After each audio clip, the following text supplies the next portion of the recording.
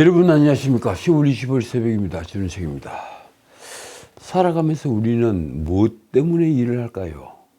먹고 살기 위해서 일을 하고 있는 사람들이 있죠. 그리고 남들보다 뭔가 더 성취를 이루고 싶어하는 사람들, 그런 사람들도 오랫동안 일을 합니다. 사흘 전 60대 취업자가 675만 명, 정확히는 674만 9천 명으로 사상 최대라는 뉴스가 있었습니다. 거기다 신임 대한노인회장은 이제 노인 연령을 75세로 하자고 제안을 했습니다. 더 놀라운 뉴스는 같은 날 조선일보 일면에 있는 뒤집어진 취업 피라미드, 이런 제목의 아주 작은 뉴스입니다. 일면 바닥에 있었던 뉴스입니다. 우리나라 취업자 연령대별 분포가 이제 나이가 많을수록 늘어나는 역피라미드형으로 바뀌었다, 이런 뉴스입니다. 제가 그 뉴스 보고 깜짝 놀랐습니다.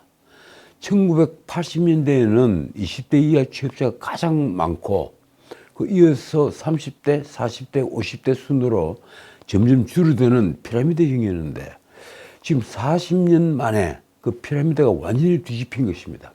지금은 60대 취업자가 675만 명을 필두로, 그 50대가 672만 명, 40대가 619만 명, 30대가 547만 명, 그리고 20대는 뚝 떨어져서 불과 371만 명입니다.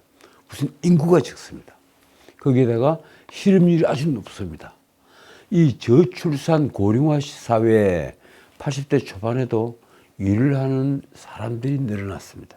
그런데 양질의 일자리는 좀처럼 늘지 않습니다. 2030이 해야 할 아주 좋은 일자리, 이런 일자리는 계속 줄어들고 있습니다. 한편 이 비정규직 근로자는 역대 최대 규모가 됐다, 이 뉴스는 신문 귀퉁이에 볼 듯 말 듯 숨어 있습니다. 문재인 정권 거의 첫날 그런 얘기를 했죠. 비정규직 제로. 그걸 문재인 당시 대통령이 선언을 했는데, 지금 비정규직 근로자가 역대 최대 규모가 됐다. 이건 누구 잘못입니까? 내 문재인 대통령에게 묻고 싶습니다. 그런데 이 정규직과 임금 격차도 계속 커졌습니다. 그래서 그 격차가 175만 원, 역대 최대입니다. 이런 뉴스는 역대 최대 고용률, 최저 실업률이라는 뉴스에 가려있습니다. 지금 신문을 찾아보십시오. 아주 고용률이 높아졌다를 아주 띄우고 있습니다. 역대 최대 고용률, 그리고 실업률은 가장 낮다. 그런데 그 고용률 높다는 것은 60대 알바 고용률입니다. 그것도 문재인 정권 이후로 바뀌지 않고 있습니다. 사실 어느 뉴스가 진짜 뉴스일까요? 비정규직은 저임금에다가 해고가 쉽죠. 그런데다 법으로 보호받지 못하는 사각지대가 많습니다. 보수 정권에서 이런 비정규직을 줄여주는 일을 해야만 합니다. 자, 윤석열 대통령이 임기 내에 꼭 하겠다던 이 노동계획은, 그래서 내가 묻습니다. 어찌 된 것입니까? 지금 국민의힘 국회의원들은 노동 3법을 문재인 정권 때 다 바꿨죠. 김종인도 찬성하자 이래서 바꿨습니다. 당시 자유한국당도 찬성표를 던진 국회의원이 굉장히 많습니다. 그 노동 3법, 지금 국회의원들에게 묻고 싶습니다. 한번 제대로 읽어보기나 한 걸까요? 제가 장담 드리는데 그 노동 3법을 제대로 읽어보았다면 벌써 개정안을 다 발의를 했겠죠. 친윤계든 친한계든 이 노동계획에 대한 어떤 의견도 지금까지 낸 적이 없습니다. 그러면서 미래 권력을 두고 지금 싸우는 중입니다. 참 기가 막힙니다. 그런데 친윤계 친한계 말고 이 권력의 목을 매는 자는 또 있습니다. 다들 아시죠? 민주당 이재명입니다. 그는 감옥에 가지 않으려는 방편으로 지금 직권 풀련을 가동 중입니다. 아주 재밌습니다. 언론은 윤석열 대통령과 한동훈의 유난 회동이 빈손으로 끝나자 민주당이 이제 정권 탈환을 위한 채비를 본격화하고 있다, 이렇게 쓰고 있습니다. 내일 따옴표 안에 들어가 있는 글은 신문기사를 그대로 옮긴 겁니다. 민주당은 당내 김민석의 주도로 직권 플랜 본부라는 걸 출범시켰습니다. 그래서 경제와 문화를 전면에 내세운 이재명표 먹사니즘이라는 조어를 캐치프레이즈로 내걸었습니다. 젊은 애들이 그런 이 조어를 많이 만들죠. 먹사니즘, 귀차니즘, 이런 조어 말입니다. 그 민주당의 대선 준비 조직인 집권 플랜 본부가 23일 첫 회의를 열었습니다. 말씀드렸다시피 김민석이 제안을 한 건데 그 김민석이 총괄본부장을 맡고 산하의 기획상황본부, 뭐 먹사니즘 본부, 무슨 본부 이래서 4본부와 10만 모범당원 정권교체위원회까지 4본부 1위원회를 두었습니다. 10만 모범당원, 이거 쉽게 볼 문제 아닙니다. 옛날에 조선왕조 선조시대 때 율곡 이이가 10만 양병설을 주장했는데 그런 데서 아이디어를 뽑아온 겁니다. 그래서 4본부 1위원회, 집권플랜본부.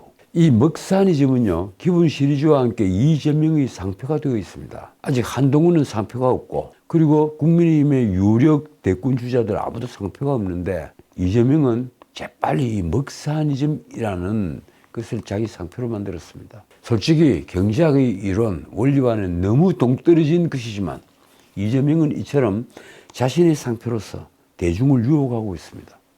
그런데 국민의힘 정치인은 말씀드렸다시피 눈을 씻고 봐도 선동은 고사하고 기본적인 선전 활동도 하지 않습니다. 할 정도의 실력이 없는 것인가요? 그래서 이제 11월 두 건의 형사재판 선고가 있는 운명의 달을 곧 맞는데도 이재명은 한결 여유가 있어 보입니다. 속은 타 들어가겠지만 말입니다. 그는 유난 갈등의 틈을 비집고 한동훈과의 여야당 대표회담을 이끌어냈습니다. 이재명은 유난회동 당일인 10월 21일 국정기조의 전환을 이끌어내길 기대한다며 여야 당대표 회담을 제안을 했죠.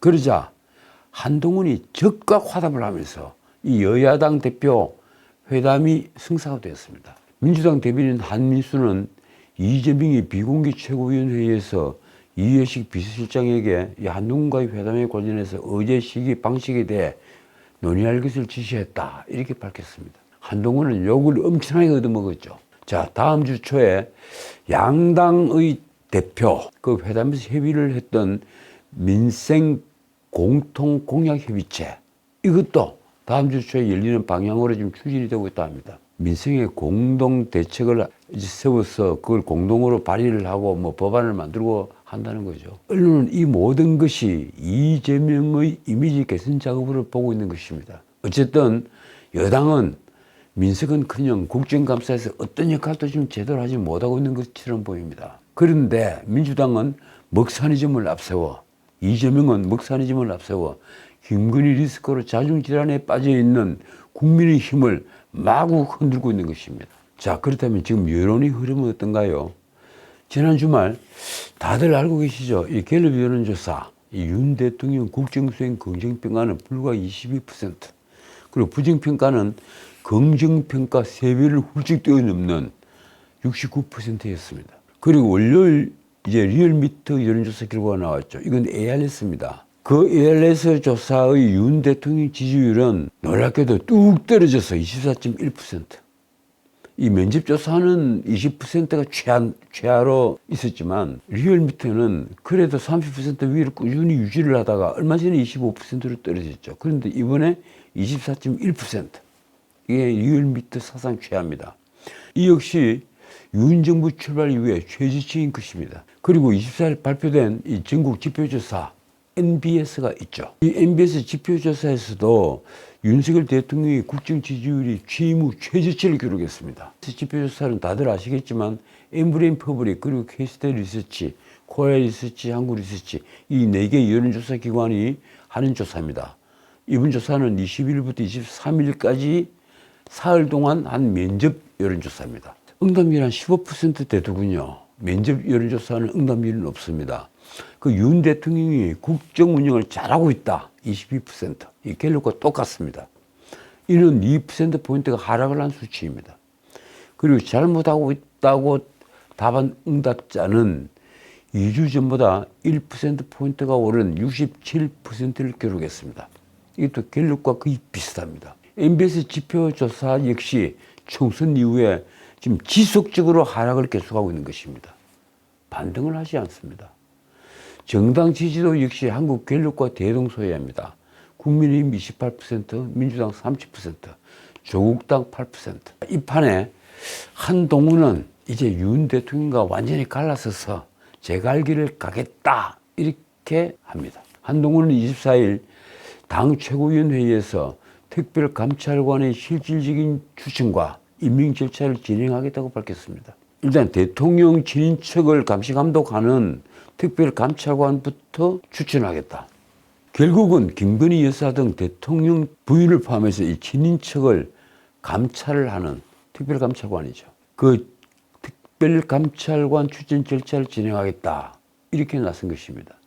전날 원내대표 추경호는 특별감찰관 추천 얘기가 나오자 이와 관련해서 이는 분명히 의원총회를 통해 결정될 원내 사안이다. 이렇게 얘기를 했죠. 그 원내 사안을 왜 원외인 당대표가 먼저 얘기를 하느냐 이 얘기입니다. 한동훈 당대표는 아무런 권한이 없다는 것을 분명히 추경호가 밝힌 겁니다. 자, 그러자 한동훈은 당대표는 당내외 당무를 통할한다고 반박을 했습니다.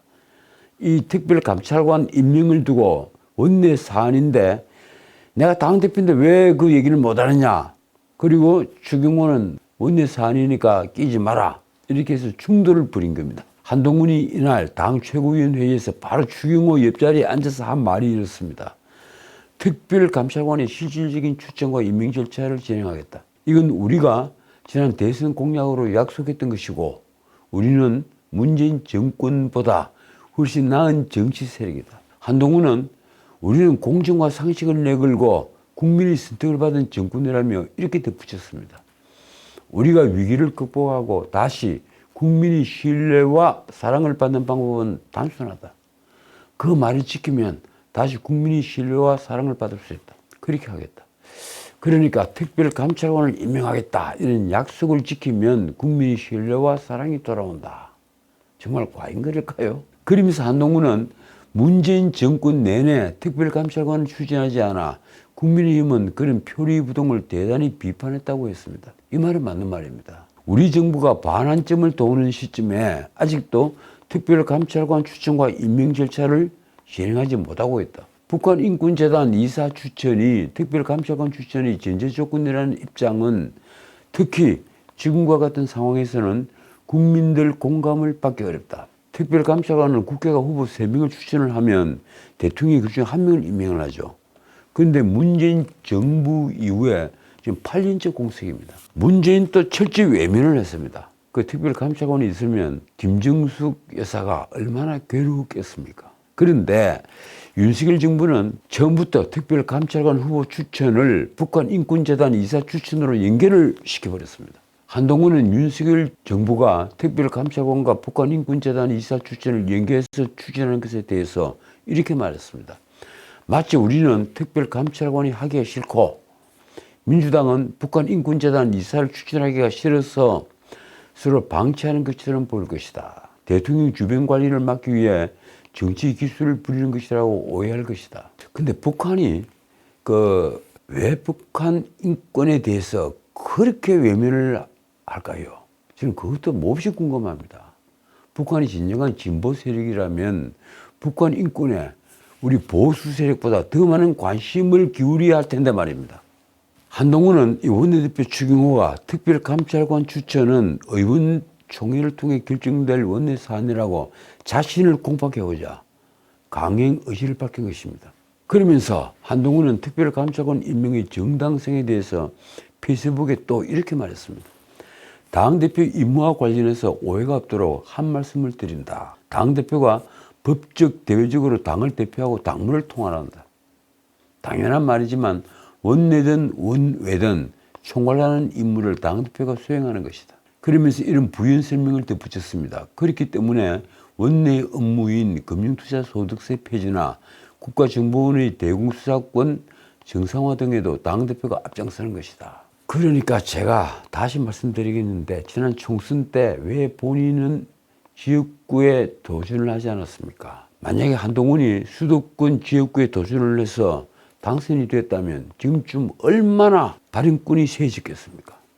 근데 본인은 차마 강남 서초 같은 데서는 출마하지 못하고 비례대표에 나서지도 못하고 결국은 원외 대표가 됐습니다. 자, 어쨌든 한동훈은 또 민주당에게 북한 인권재단이사 추천을 다시 한번 강력히 요청한다고 했습니다. 법에 해야 한다고 나와 있다. 이걸 안 하겠다는 것은 북한 동포들의 인권 수준에 대해 민주당에 만족하고 동의한다는 것을 뜻한다. 자, 그러자 이번에 대구시장 홍준표가 또 나섰습니다. 이 홍준표가 한동훈을 향해 원내 사안을 당대표가 관여하는 것은 월권이다. 이렇게 곧장 면박을 주었습니다. 홍준표는 24일 한동훈이 특별감찰관 추천 절차에 돌입을 하겠다고 밝힌 데 대해서 이렇게 말한 것입니다.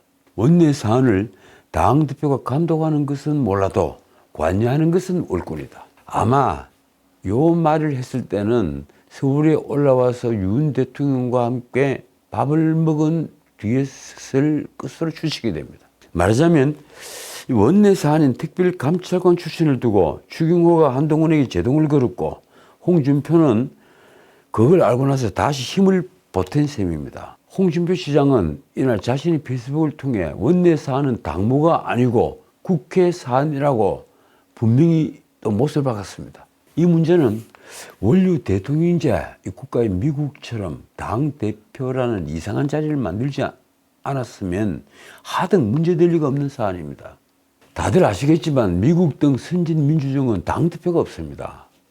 이 당에 민주적인 대중정당에 대표가 있다는 것 자체, 그리고 사무국이 있다는 자체, 그리고 당의 의사를 대변하는 대변인이 있다는 자체가 난센스입니다. 당의 대표, 그리고 사무국, 그리고 대변인, 이게 없는 겁니다. 당의 원내대표, 그 리딩 플로어가 곧 당의 대표입니다. 자, 그런데 이제 진짜 문제는 한동훈이 23일 확대 당직자회의에서 한 모두 발언이었습니다. 이 발언이 또 친한 친윤 사이의 갈등을 엄청나게 증폭을 시켰습니다. 한동훈은 11월 15일 민주당 이재명의 공직선거법 위반 사건 1심 선고가 있다는 점을 거론을 했습니다. 그러면서 그때 우리는 김건희 여사 관련 국민들의 요구를 해소한 상태여야만 한다. 이렇게 말을 한 겁니다. 그러니까 11월 15일 이재명의 공직선거법 사건 선고가 있을 때까지 김건희 문제를 해결을 해놔야 한다. 그때도 지금처럼 김건희 여사 관련 이슈들이 모든 국민들이 모이면 얘기하는 불만의 1순위라면 마치 오멜라스를 떠나듯이 민주당을 떠난 민심이 우리에게 오지 않는다. 이게 또 무슨 말일까요? 여기는 한 가지 분명히 틀린 건 짚고 넘어가야 됩니다. 지금 국민들의 그 불만 1순위가 김건희 여사 문제는 아닙니다. 지금 갤럽 여론조사에서 부정평가 1위는 역시 경제, 민생, 물가입니다. 그리고 그것과 약간의 차이가 있는 2위가 김건희 여사 리스크였습니다. 그리고 오멜라스가 뭔지 아십니까?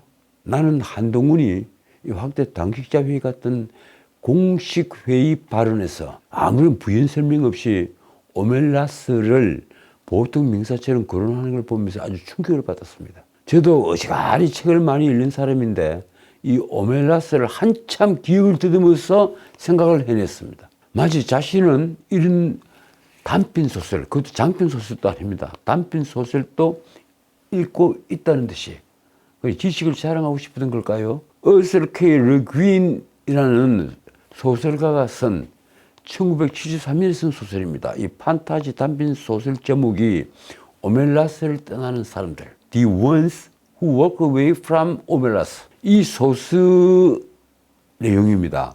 그러니까 1974년 휴고상을 받았다고 하더군요. 해외 단편문학선이라는 책에 수록이 되어 있습니다. 그 단편 부분에서 수상을 한 작품인데 잠깐 말씀을 드리자면 이렇습니다.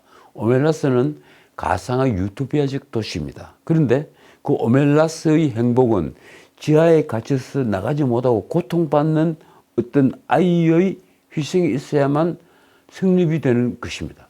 즉 오멜라스가 지상 나군으로 존재하기 위해서는 그 아이가 계속 지하실에서 고통을 받고 있어야 하며 누구라도 그 아이를 조금이나마 도와줄 경우에 오멜라스가 누리는 행복과 번영은 바로 그 순간에 자취를 감추게 된다는 것입니다. 그러니까 판타지 소설이죠. 이 오멜라스 주민들은 자신들이 누리는 행복이 그 아이의 비참한 저지 덕분이라는 것을 알고 수능을 하는데 그걸 아는 몇몇 사람은 어디론가 떠나고 다시는 돌아오지 않았습니다. 그래서 오멜라스를 떠난다는 겁니다. 결국 소수를 희생시켜서 다수가 행복을 얻는 것은 옳은 것인가 하는 것이 바로 이 소설의 주제인데 글쎄요, 이거 좌파가 많이 좋아할 그런 소설이죠. 한동훈은 이 특별감찰관 추천에 북한 인권재단 이사 추천이 전제 조건이라는 것은 지금 상황에서는 국민들이 공감을 받기 어렵다고 말했습니다. 그러면서 한 말입니다. 우리는 민주당에 북한 인권재단 이사 추천을 강력하게 요구하고 결국 관철시킬 것이지만 특별감찰관 추천 절차를 그 이후로 미루지 않겠다. 자, 그러면서 이건 민주당과의 약속 문제가 아니라 국민과의 약속이기 때문이라고 말했습니다. 그러면서 이 점을 윤 대통령에게도 지난번에 면담을 했을 때 밝혔다고 했습니다. 대통령께도 면담 과정에서 특별감찰관 추천 절차를 실질적으로 진행하겠다고 했었다. 지금 우리가 변하고 쇄신하지 못하면 민주당 정권을 맞이하게 될 것이다. 글쎄, 대통령을 만나서 오멜라스라는 도시를 얘기했는가요? 말하자면 지금 북한 인권재단 이사 문제로 특별감찰관을 임명하지 않아 김건희 리스크를 해소하지 못하면 정권을 뺏긴다. 이런 논리를 대통령에게 얘기를 한 겁니다. 그동안 국민의힘은 민주당의 추천에 응하지 않는 북한 인권재단 이사 추천과 특별감찰관 후보 추천을 함께 해야 한다는 입장을 취해왔죠. 특별감찰관은 아까도 말씀드렸다시피 대통령이 친인척 비위감찰을 담당하는 자리입니다. 그래서 국회가 후보 3명을 추천을 하면 대통령은 그중에 1명을 임명을 합니다. 어쨌든 민주당과 이재명은 지금 김건희 여사의 문제를 윤석열 정권 퇴진의 빌미로 만들고자 총력전을 펼치고 있습니다. 한동훈 또 거기에 보조를 맞추고 있다고 할까요? 왜 이재명은 자신의 아내 김혜경에 대해서는 또 무소불위 권력을 누리면서 타지마을로 대통령 전용기를 타고 가는 등 버킷리스트를 즐긴 김정숙에 대해서는, 그리고 삐아제 시계를 받았다는 권양숙에 대해서는 침묵을 지키는 걸까요? 그들이야말로 권력층 비리 당사자로서 특검의 대상이라고 보이는데 말입니다. 민주당은 11월 2일 김건희 규탄 범국민대회를 엽니다. 민주당이 18일 국회에서 긴급 기자회견을 열고 한 말이 이랬습니다. 잘 한번 들어보십시오. 김건희 정권에 대한, 윤석열 정권이 아닙니다. 김건희 정권에 대한 성남 민심을 확인시켜 드릴 것이고 국민과 함께 위기의 민주주의를 지켜내겠다. 이쯤 되면 대단한 선동입니다.